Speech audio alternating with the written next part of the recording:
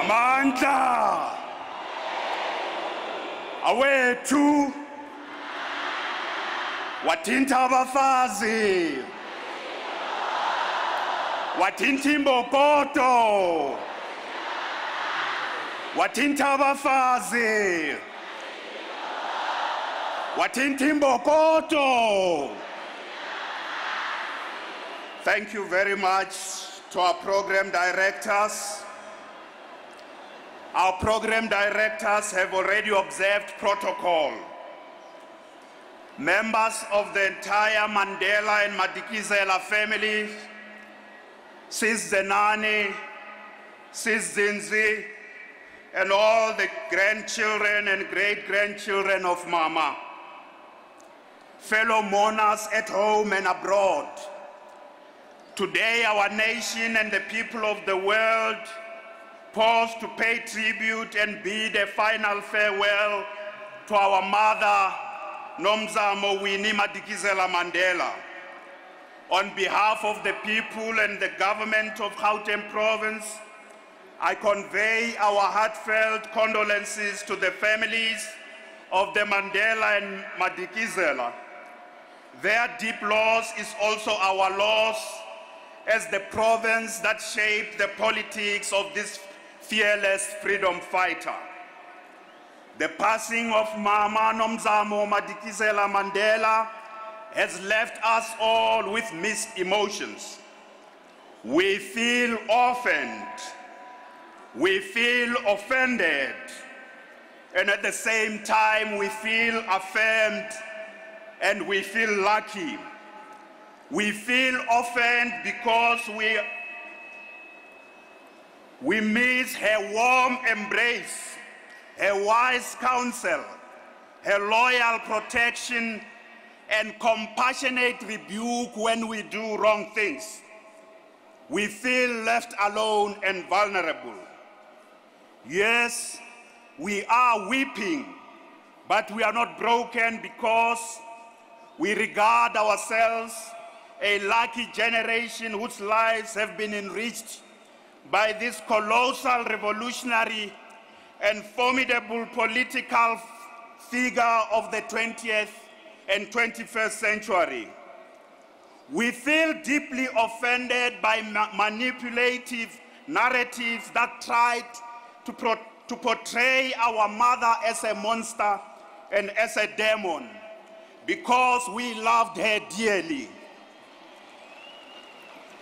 But we also feel affirmed because the wheels of history and the truth is triumphantly marching forward to tell us in the open who she was.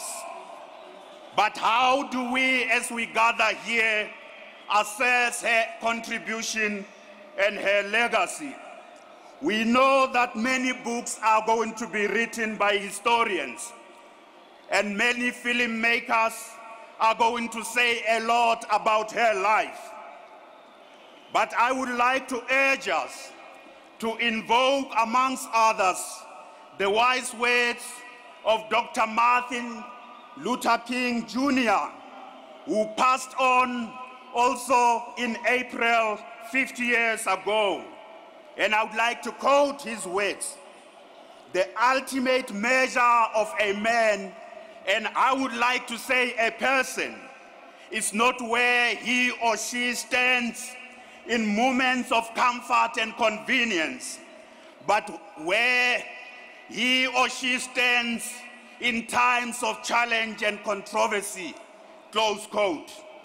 Mama Madikizela-Mandela personified the true meaning of the phrase "speaking truth to power" from her beginning to her end.